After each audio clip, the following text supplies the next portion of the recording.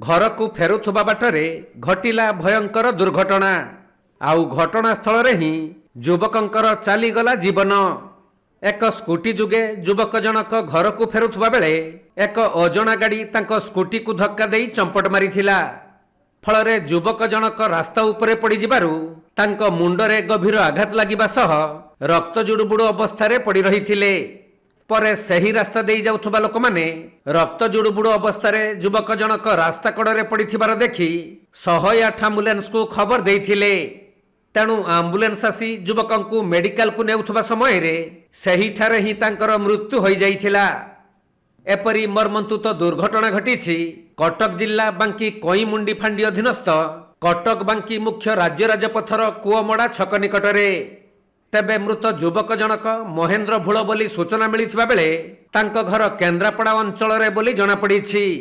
से त्रिशूलियार देउली अंचल रे रही फूल व्यवसाय करुथिले। आउ एक स्कूटी जुगे घर को फेरुथुबा बेले कुओमड़ा छक निकटरे एक अजणा गाड़ी तांको स्कूटी को अति जोर रे धक्का देई चंपट मारिथिला।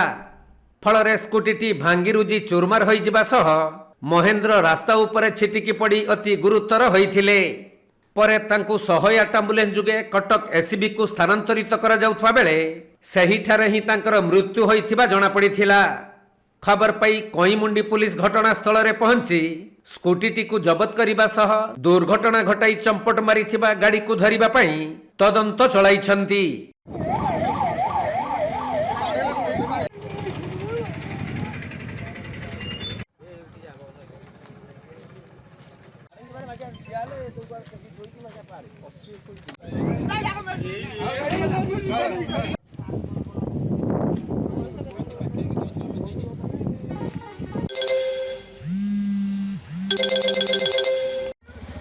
कटक जिला प्रतिनिधि राजेश कुमार साहू रिपोर्ट, कोणार्क लाइव।